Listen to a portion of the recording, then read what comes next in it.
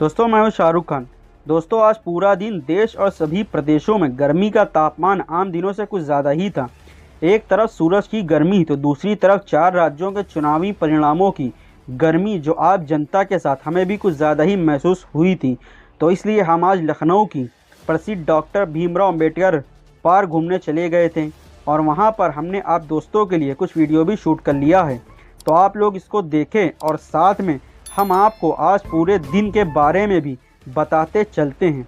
दोस्तों बीते 4 से 6 महीने से कांग्रेस पार्टी के नेता, फिर चाहे वो कांग्रेस पार्टी के हाई कमान राहुल गांधी हो या प्रियंका गांधी या कांग्रेस के राष्ट्रीय अध्यक्ष मल्लिकार्जुन खड़गे ही क्यों ना हो, और इन 4 प्रदेश स्तर के सभी नेताओं ने अपनी पूरी ताकत मध्य प्रदेश, राजस्थान, छत्तीसगढ़, तेलंगाना को जीतने में झोंक दी थी।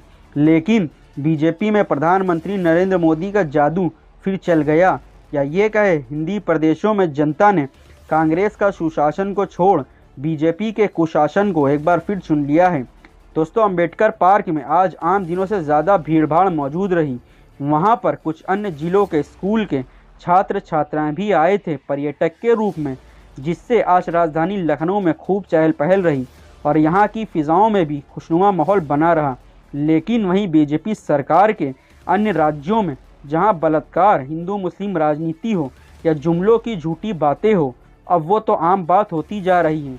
वैसे भी बीते 10 वर्षों से हमारे प्रिय देश इंडिया कहे या फिर भारत, उसमें तो कुछ बदलता नज़र नहीं आ रहा है या बदलता नहीं दिखा है।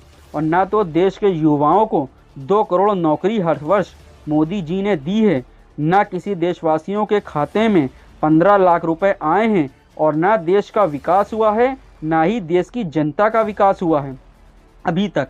हाँ, वो बात और है कि मोदी जी के शासनकाल में 84 करोड़ की जनता को मुफ्त में अनाज वितरण किया जा रहा है, या ये कहे दूसरे शब्दों में कि देश की जनता को अगर मोदी जी रोजगार देने में सक्षम होते तो देश की 84 करोड़ जनता को यूँ कंट्रोल से, यानी सरकारी उचित दर की दुकान द्वारा दिए जाने वाले गेहूं और चावल पर निर्भर नहीं रहना पड़ता। वो बात और है कि अन्य खाद्य सामग्री जैसे खाने वाला तेल, सब्जी, फल, दाल, रसोई गैस, आटा इत्यादि खाद्य सामग्री आसमान छूती कीमतें तक पहुंच गए हैं।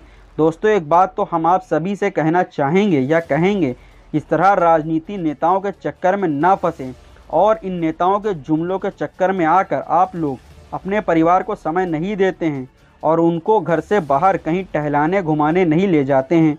तो अब से आप लोग भी घुमा फिरा करें और परिवार को अपना खूबसूरत या कीमती समय भी दें और अपना प्यार भी दें। वैसे भी तो अब आगे अगले वर्ष 2024 के चुनाव आने वाले हैं, वहीं शायद मोदी जी का 2019 वाला चुनावी जादू फिर से चल जाए, तो जिसके बारे में आप लोग बहुत अच्छे से जानते हैं।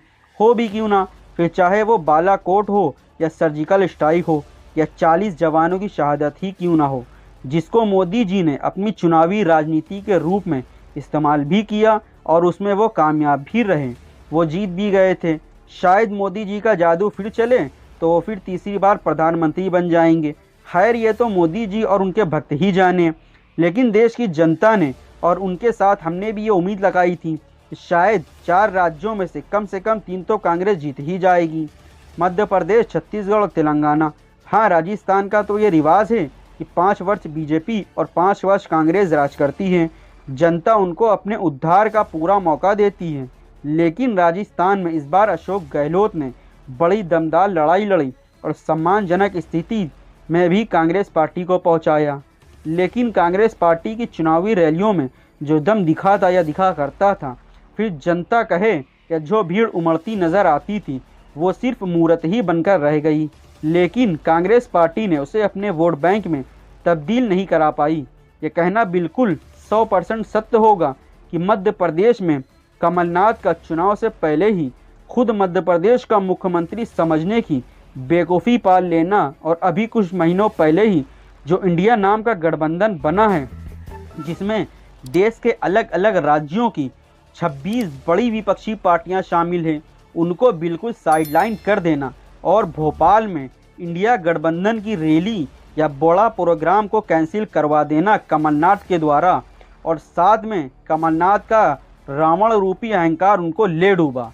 वहीं छत्तीसगढ़ के प्रदेशवासियों को शायद भूपेश बघेल की जननायक योजनाएं भी पसंद नहीं आई, फिर चाहे वो गाय का गोबर और मूत्र जनता से खरीदने की योजना हो या कोई जन नीतियाँ ही क्यों ना हो।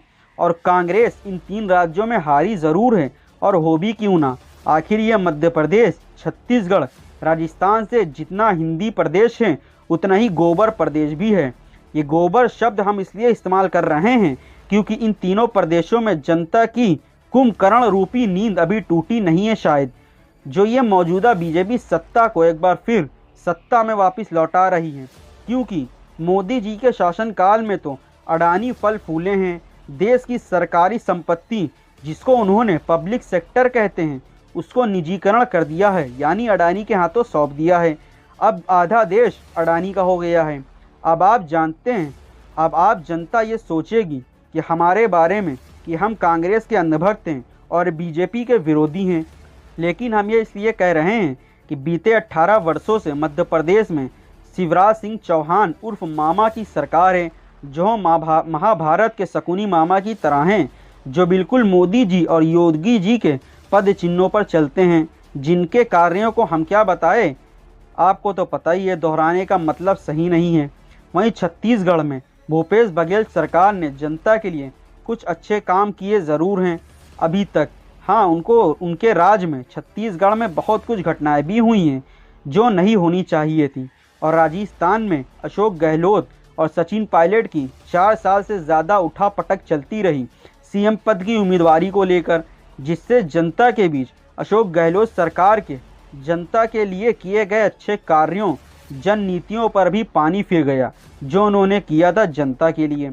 अब बची तेलंगाना की बात, तो वहाँ केसीआर का राज अब ख़त्म हुआ और जनता ने कांग्रेस की गारंटियों को अपनाया और प्रदेश में कांग्रेस पार्टी की पूर्ण बहुमत से सरकार बनती नज़र आती दिखती है। खैर, ये तो बात हुई राजनीति की, और आज दिन भर जो देश में चलता रहा उस गर्मी के तापमान की बात हुई। अब आप ये बताएं कि ये वीडियो कैसी लगी। खबरों के साथ साथ हम हर हफ्ते यानी संडे को आपके लिए लाएंगे व्लॉग वाली वीडियोस। वैसे तो इस वीडियो में व्लॉग वाली वीडियो ही होना था, लेकिन आज का देशव्यापी मुद्दा 4 राज्यों की चुनावी नतीजा था, इसलिए हमने न्यूज़ प्लस व्लॉग वीडियो बना दिया। अब हमें उम्मीद है कि आपको ये वीडियो ज़रूर पसंद आई होगी, इसलिए आप लोग हमारे चैनल को सब्सक्राइब ज़रूर करें, वीडियो को लाइक और शेयर करना ना भूलें। तो फिर मिलते हैं एक नई खबर के साथ, तब तक के लिए जय हिंद।